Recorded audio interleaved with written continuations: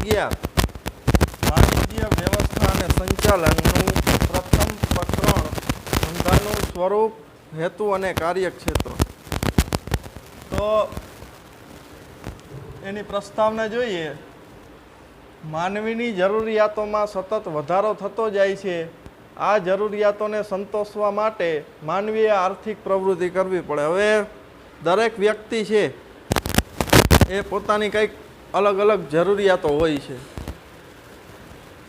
તો એ જરૂરિયાતોને પૂરી કરવા માટે એને કંઈક પ્રવૃત્તિ કરવી પડે, કે એવી આર્થિક પ્રવૃત્તિ કરવી પડે કે જેથી કરીને એની જે પણ જરૂરિયાતો છે એને આપણે સંતોષી શકીએ. જેમ કે કોઈ વ્યક્તિ છે તો એને નાણાંની જરૂરિયાત હોય તો એ આર્થિક પ્રવૃત્તિ કરતો હોય છે તો એ નાણાંની જરૂરિયાત છે એ પૂરી કરી શકશે. તો આવી જે જરૂરિયાતો હોય છે જીવનમાં, દરેક વ્યક્તિને કંઈક ને કંઈક જરૂરિયાતો હોય. તો એ જરૂરિયાતોને પૂરી કરવા માટે જે પ્રવૃત્તિ કરતો હોય કે જેના બદલામાં તેને પૈસા મળતા હોય, કોઈ એવી આર્થિક પ્રવૃત્તિ કરતો હોય તો એના બદલામાં એને કંઈ પૈસા મળતા હોય, તો એવા કેવા વ્યક્તિઓ છે કે જે આર્થિક પ્રવૃત્તિઓ કરતા હોય. ઉદાહરણ તરીકે ખેડૂત અનાજનું ઉત્પાદન કરે. હવે ખેડૂત છે એ અનાજનું ઉત્પાદન કરતો હોય તો એ અનાજનું ઉત્પાદન કરે અને જે ઉત્પાદન મળે એ બજારમાં વેચીને પોતે નાણાં કમાય છે. તો આ એની એક પ્રકારની આર્થિક પ્રવૃત્તિ થઈ. તો એને જીવનમાં કંઈ પણ જરૂરિયાત હશે અને એ જે આ ઉત્પાદન કરેલ વસ્તુઓ છે એ વેચીને પોતાની જરૂરિયાત પૂરી કરી શકશે. એટલે કે ખેડૂત અનાજનું ઉત્પાદન કરે છે, પછી કામદાર કારખાનામાં કામ કરે છે. હવે મોટા સિટીમાં એવું હોય કે કામદારો હોય તો એ પોતાની જરૂરિયાતો પૂરી કરવા માટે આર્થિક પ્રવૃત્તિઓ કરતા હોય છે. તો એ કારખાનામાં કામ કરતા હોય છે જેના બદલામાં તેને વેતન મળતું હોય છે. તો આવી રીતે દરેક લોકો હોય. ડૉક્ટર હોય તો દર્દીનો જે વ્યવસાય હોય ડૉક્ટરનો પોતાનો, તો એ દર્દીને સાજા કરીને પોતે પોતાની ફી લેતા હોય છે. એ પણ એક પોતાની આર્થિક પ્રવૃત્તિ જ કહેવાય. અથવા કોઈ વકીલ હોય તો એ અસીલ પાસેથી ફી મેળવીને પોતે કેસ લડતા હોય છે. તો એ પોતાની એક કેવી આર્થિક પ્રવૃત્તિ કહેવાય.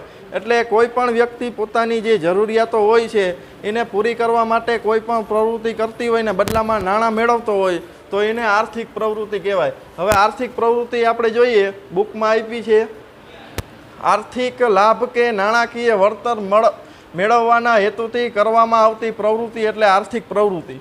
હવે આર્થિક પ્રવૃત્તિ એટલે શું? તો કે કંઈ લાભ થતો હોય, જે પ્રવૃત્તિ કરતા હોય એની પાછળ એને કંઈ લાભ થતો હોય અથવા તો એને નાણાંનું વળતર મેળવતો હોય, તો એ હેતુથી કરવામાં આવતી પ્રવૃત્તિ એટલે આર્થિક પ્રવૃત્તિ. હવે આવી પ્રવૃત્તિ કે કઈ રીતે કરતા હોય લોકો, કે જે પણ કંઈ પ્રવૃત્તિ કરતા હોય એની પાછળ એનો કંઈક લાભ થતો હોય અથવા એને કંઈ પણ નાણાકીય વળતર મળતું હોય, તો એ જે લોકો પ્રવૃત્તિ કરતા હોય એને આર્થિક પ્રવૃત્તિ કહેવામાં આવે છે. હવે જીવન જીવવા માટે આર્થિક પ્રવૃત્તિ કરવી પડે છે જેથી નાણાં મેળવી શકાય. હવે કોઈ પણ વ્યક્તિને સારી રીતે જીવન જીવવું હોય, મોજ શોખની વસ્તુઓ પૂરી કરવી હોય તો એને પૈસા કમાવવા પડે. એટલે પૈસા કમાવવા પડે તો એના માટે એને આર્થિક પ્રવૃત્તિ કરવી પડે. એટલે કંઈ પણ પ્રકારનો એને ધંધો કરવો પડે તો જ પોતાના જીવન જરૂરિયાતની જે જરૂરિયાતો છે એ પોતે સંતોષી શકે છે. એટલે કે આર્થિક પ્રવૃત્તિ પાછળનો મુખ્ય હેતુ એ છે કે નાણું કમાવવું. એટલે કે નાણાકીય જે એને વળતર મળે છે એના લીધે એ પોતાની જે પણ જીવન જરૂરિયાત વસ્તુઓ છે, મોજ શોખની વસ્તુઓ છે એ પોતે પૂરી કરી શકે. દાખલા તરીકે ખેડૂત અનાજનું ઉત્પાદન કરે છે. હવે આગળ જ મેં તમને કીધું કે જે ખેડૂત અનાજનું ઉત્પાદન કરે છે એના બદલામાં એ પૈસા મેળવે છે. ત્યારબાદ સુથાર છે તો એ કેવું ફર્નિચરનું કામ કરતો હોય તો એ ફર્નિચર બનાવીને લોકોને વેચે છે, એના બદલામાં એ પૈસા મેળવે છે. તો દરેક લોકો હોય છે એ કંઈક ને કંઈક પોતાની આર્થિક પ્રવૃત્તિઓ કરતા હોય છે. કોઈ નોકરી કરતા હોય, કોઈ ધંધો કરતા હોય, તો તમામનો ઉદ્દેશ એક જ હોય છે કે નાણું કમાવવું. હવે નાણું મેળવશે તો જ એ પોતાની જીવન જરૂરિયાત જે પણ વસ્તુ હોય છે એ પૂરી કરી શકશે. હવે કોઈ વ્યક્તિ નોકરી કરતો હોય કંપનીમાં તો એનો મુખ્ય ઉદ્દેશ શું હોય કે હું નોકરી કરું છું, એના બદલામાં મને કંઈક નાણાકીય વળતર મળશે. એટલે કે એ વ્યક્તિને કંઈ પણ લાભ થશે તો એ વ્યક્તિ પોતે કામ કરતો હોય છે. એટલે આર્થિક પ્રવૃત્તિ એટલે લાભ કે નાણાકીય વળતર મેળવવાના હેતુથી કરવામાં આવતી પ્રવૃત્તિ એટલે આર્થિક પ્રવૃત્તિ. હવે જીવન જીવવા માટે આર્થિક પ્રવૃત્તિ કરવી પડે જેથી નાણાં મેળવી શકાય. દરેક વ્યક્તિને આર્થિક પ્રવૃત્તિ તો કરવી જ પડે છે. દાખલા તરીકે ખેડૂત અનાજનું ઉત્પાદન કરે, સુથાર ફર્નિચરનું કામ કરે. હવે આ તો આપણે આર્થિક પ્રવૃત્તિની વાત કરી. ત્યારબાદ જોઈએ બિન આર્થિક પ્રવૃત્તિ. હવે બિન આર્થિક પ્રવૃત્તિનો હેતુ શું છે તો કે નાણાકીય વળતર અથવા આર્થિક ઉપાર્જનનો હોતો નથી. હવે આની વિરુદ્ધ આર્થિક પ્રવૃત્તિની વિરુદ્ધ છે એ બિન આર્થિક પ્રવૃત્તિ છે કે એમાં કંઈ નાણાંનો ઉદ્દેશ્ય હોય નહીં. બિન આર્થિક પ્રવૃત્તિ છે એ એવી પ્રવૃત્તિ છે કે જેમાં સેવાનો ભાવ હોય. જો નાણાકીય વળતર લેવામાં આવે તો એ બિન આર્થિક પ્રવૃત્તિ કહેવાય નહીં. એમાં આપણે જોઈએ તો કે સમાજ સેવક દ્વારા થતી સમાજ સેવાની પ્રવૃત્તિ. હવે કોઈ એવું ટ્રસ્ટ હોય કે જે સમાજ સેવા માટે કાર્ય કરતું હોય તો એમાં એ સમાજ પાસેથી કંઈ મેળવવાની ઈચ્છા નહીં રાખે, એ કંઈ વળતર મેળવવાની ઈચ્છા રાખશે નહીં. એનો તો ધ્યેય એક જ હોય કે સમાજમાં જે પણ વ્યક્તિઓ છે એની આપણે સેવા કરવી. એટલે સમાજ સેવક એ વ્યક્તિ હોય છે કે જે સમાજ માટે સેવા કરતો હોય, તેના બદલામાં તે નાણું કે કંઈ મેળવતો હોય નહીં. ત્યારબાદ છે માતા પિતા દ્વારા પોતાના બાળકોનો ઉછેર કરવાની પ્રવૃત્તિ. હવે માતા પિતા હોય એ પોતાના બાળકોને ઉછેર કરતા હોય કે પોતાના બાળકો માટે પૈસા ખર્ચ કરતા હોય કે મારું બાળક છે એ ભણીને કંઈક ડૉક્ટર બને, વકીલ બને, એન્જિનિયર બને, તો એ ભણવા પાછળ ખર્ચ કરતા હોય તો એ કેવો ખર્ચ કહેવાય તો કે બિન આર્થિક. એમાંથી એને કંઈ વળતર મેળવવાનું નથી કે પોતાના બાળકોને કંઈ ઉછેર કરશે તો એ કંઈ વળતર નહીં મેળવે. એટલે આ બિન આર્થિક પ્રવૃત્તિ એવી પ્રવૃત્તિ છે કે એમાં નાણાકીય વળતર કોઈ મળતું નથી અને આર્થિક ઉપાર્જન એટલે કે આર્થિક ઉપજ કંઈ થતી નથી. એટલે આ છે એ બિન આર્થિક પ્રવૃત્તિ છે. હવે તમે કોઈ ગરીબોને ધાબળાનું દાન કરો તો એ એક સેવાની જ પ્રવૃત્તિ થઈ, એટલે એ બિન આર્થિક પ્રવૃત્તિ થઈ. હવે તમે એમાં ધાબળાનું દાન કરશો તો એમાં તમને કંઈ નાણાકીય વળતર મળવાનું નથી, એ તો એક સમાજ સેવા જ થઈ. ત્યારબાદ જોઈએ આપણે આર્થિક પ્રવૃત્તિ અને બિન આર્થિક પ્રવૃત્તિ વચ્ચેનો તફાવત. હવે આ જે આપણે આર્થિક પ્રવૃત્તિ અને બિન આર્થિક પ્રવૃત્તિ વિશે સમજ મેળવી એનો અહીંયા તફાવત આપેલો છે. તો એમાં પહેલો મુદ્દો જોઈએ કે હેતુ.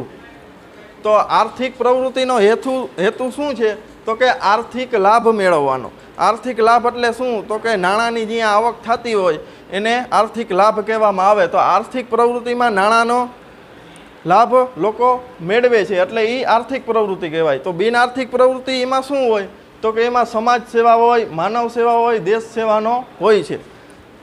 હવે બિન આર્થિક પ્રવૃત્તિ કેવી પ્રવૃત્તિ છે તો કે સમાજ સેવા. કોઈ સમાજ સેવક હોય, સમાજની સેવા કરતો હોય, અથવા કંઈ માનવ એવું ટ્રસ્ટ હોય કે જે માનવની સેવા કરતું હોય, અથવા દેશ સેવાનો કે એમાં કોઈ પણ એને આર્થિક લાભ મળવાનો નથી, એને કંઈ નાણાકીય વળતર મળવાનું નથી. ત્યારબાદ છે અપેક્ષા.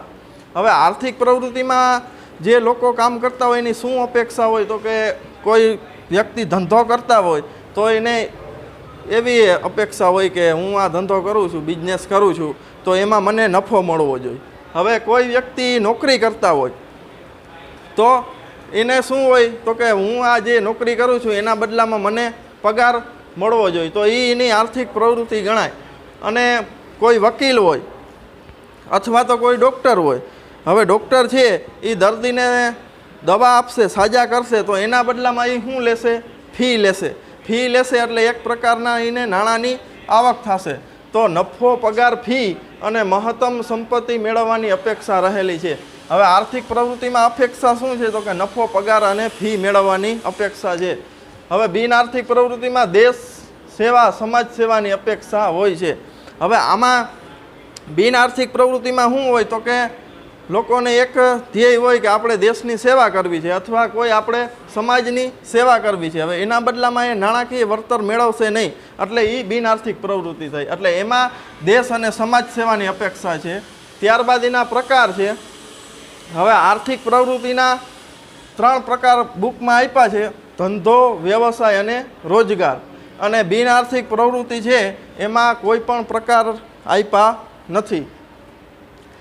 અને ચોથું છે જોખમ અને અનિશ્ચિતતા. હવે આર્થિક પ્રવૃત્તિ એવી પ્રવૃત્તિ છે કે એમાં પૈસાનું રોકાણ કરવું પડે. આપણે કોઈ બિઝનેસ કરતા હોય તો એમાં પૈસાનું રોકાણ કરવું પડે.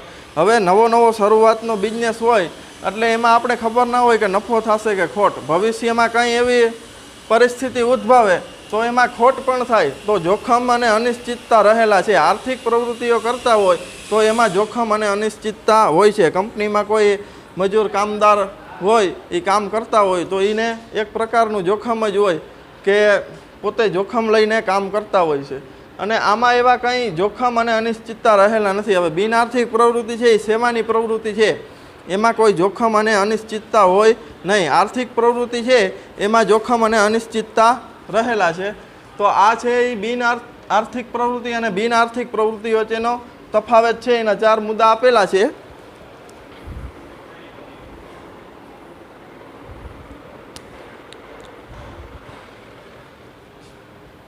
ત્યારબાદ જોઈએ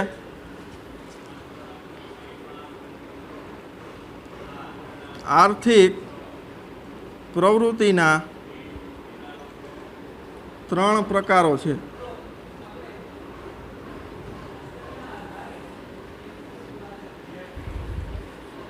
એમાં પહેલું છે ધંધો, બીજું વ્યવસાય અને ત્રીજું છે રોજગાર. હવે આ ત્રણેય ધંધો, વ્યવસાય અને રોજગાર, આમાં ત્રણેયમાંથી નાણાંની આવક થાય છે એટલે એ કેવી પ્રવૃત્તિ છે? તો કે આર્થિક પ્રવૃત્તિ છે. હવે આ ત્રણેય છે એ આર્થિક પ્રવૃત્તિઓના પ્રકારો છે.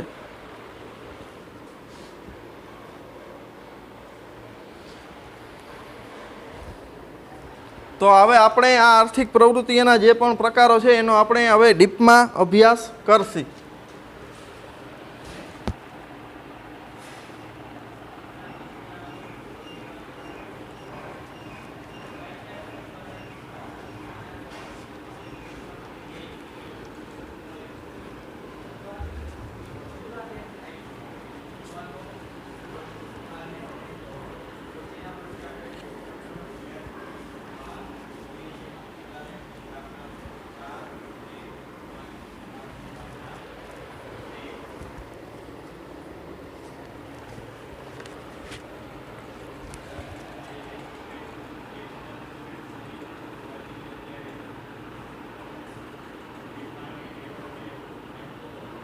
આર્થિક પ્રવૃત્તિના પ્રકાર, એમાં પહેલું છે ધંધો.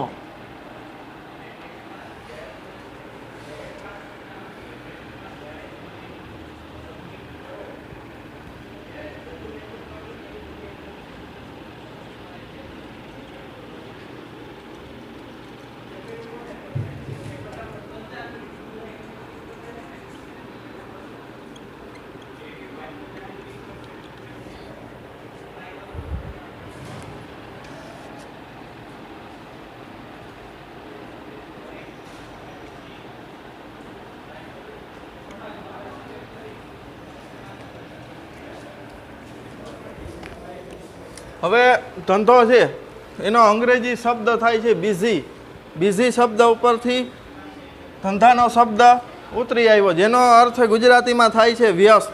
એટલે ધંધો એટલે એક એવી પ્રવૃત્તિ છે કે કોઈ પણ પ્રવૃત્તિમાં આપણે વ્યસ્ત રહેવું, એટલે કોઈ પ્રવૃત્તિમાં આપણે કામમાં રહેવું, એને આપણે ધંધો કહેવામાં આવે છે.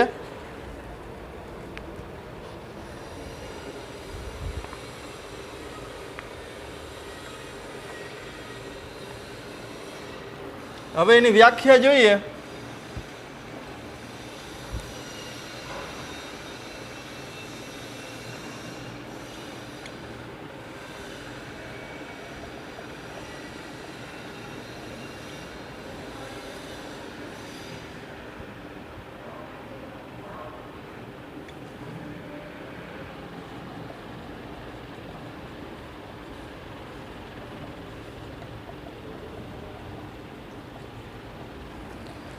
ધંધાની વ્યાખ્યા છે, ધંધો એટલે નફાના હેતુથી કરવામાં આવતી કાયદેસરની આર્થિક પ્રવૃત્તિ.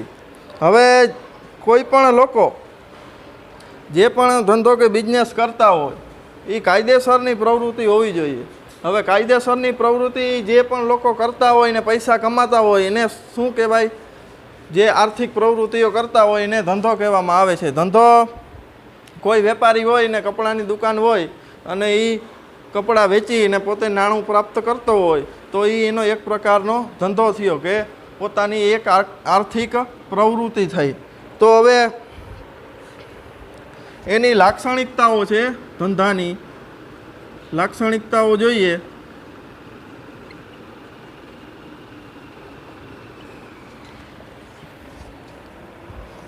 એમાં છે નફાનો હેતુ. હવે કોઈ પણ વ્યક્તિ ધંધાની શરૂઆત કરે એટલે એનો મુખ્ય ઉદ્દેશ શું હોય? તો કે નફાનો હેતુ હોય. કોઈ વ્યક્તિ ક્યારેય એવું નહીં વિચારે કે હું ધંધો ચાલુ કરું અને ખોટ કરું. તો દરેક વ્યક્તિના મનમાં એવો જ વિચાર હોય કે હું જે ધંધો ચાલુ કરું છું એ વ્યવસ્થિત રીતે આગળ વધે અને એમાં હું નફો કમાવું, જેથી મારી જે જીવન જરૂરિયાતની વસ્તુઓ છે એને હું સંતોષી શકું, એટલે કે નાણું મેળવી શકું. પછી બીજો છે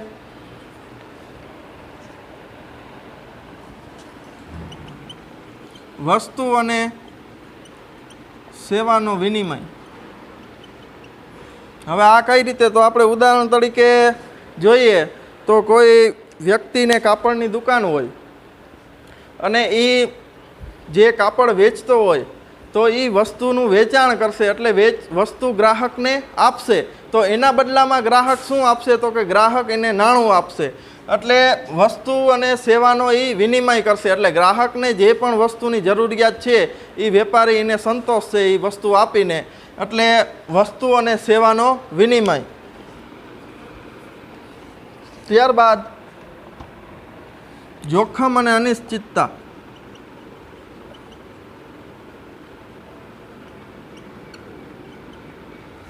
હવે આર્થિક પ્રવૃત્તિ છે, ધંધો છે, એમાં જોખમ રહેલું છે. કોઈ પણ વ્યક્તિ પૈસાનું રોકાણ કરી અથવા નવી દુકાન શરૂ કરે તો એમાં પૈસાનું રોકાણ કરીને માલ એ દુકાનમાં રાખતા હોય છે. તો એમાં જોખમ રહેલા છે કે ભવિષ્યમાં એ માલ ન વેચાય તો એને પડતર પડ્યો રહે. તો ધંધામાં હોય એ જોખમ અને અનિશ્ચિતતા હોય છે. આ કોરોના કાળ છે તો અત્યારે બધાયના ધંધાઓમાં અસર પડી છે. તો આવી રીતના ધંધા હોય એમાં જોખમ અને અનિશ્ચિતતા રહેલી હોય છે. કોઈ પણ આપણે આર્થિક પ્રવૃત્તિ કરતા હોય તો એમાં જોખમ અને અનિશ્ચિતતા પહેલાં હોય છે. ત્યારબાદ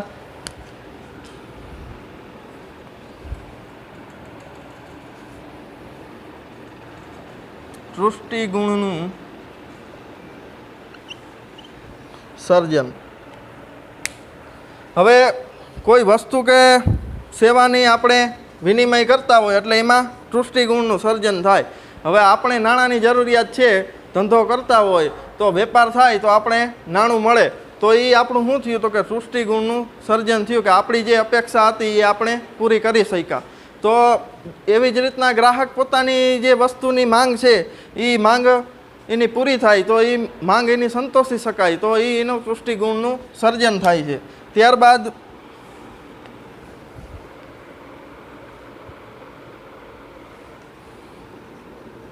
પ્રવૃત્તિનું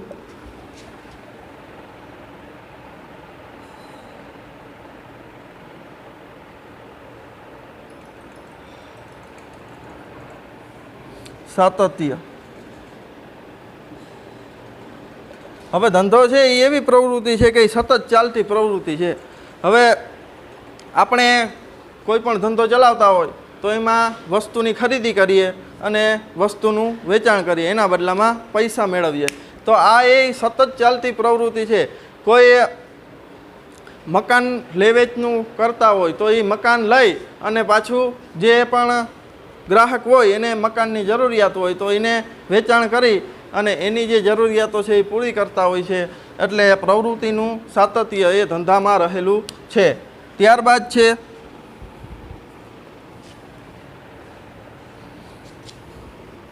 નાણાંની જરૂરિયાત. હવે કોઈ પણ આપણે ધંધો કરતા હોય એટલે આપણે નાણું છે એ સૌપ્રથમ પહેલી જરૂરિયાત છે. કોઈ પણ બિઝનેસની શરૂઆત કરવી હોય તો આપણે નાણાં વગર કોઈ બિઝનેસ શરૂ કરી શકતા નથી. એટલે નાણાંની જરૂરિયાત એ દરેક ધંધામાં રહેલી છે. એટલે આ જે લાક્ષણિકતાઓ હતી ધંધાની એ 6 લાક્ષણિકતાઓ છે. પહેલું છે નફાનો હેતુ, બીજું છે વસ્તુ અને સેવાનો વિનિમય, જોખમ અને અનિશ્ચિતતા, દૃષ્ટિગુણનું સર્જન, પ્રવૃત્તિનું સાતત્ય અને નાણાંની જરૂરિયાત. તો આ લાક્ષણિકતાઓ છે એ બહુ સહેલી છે. એટલે આપણે જે તમને વ્યવસ્થિત રીતે તમે તૈયાર કરી શકો એ પ્રમાણે શૈલી આપેલી છે. ત્યારબાદ આપણે જે હેતુઓ છે એ હવે પછીના બીજા વિડીયોમાં આપણે અભ્યાસ કરીશું. તો આ આપણે આર્થિક પ્રવૃત્તિના જે પણ પ્રકારો હતા એમાં સૌપ્રથમનો પ્રકાર ધંધા વિશેનો આપણે આજે અભ્યાસ કર્યો. આભાર.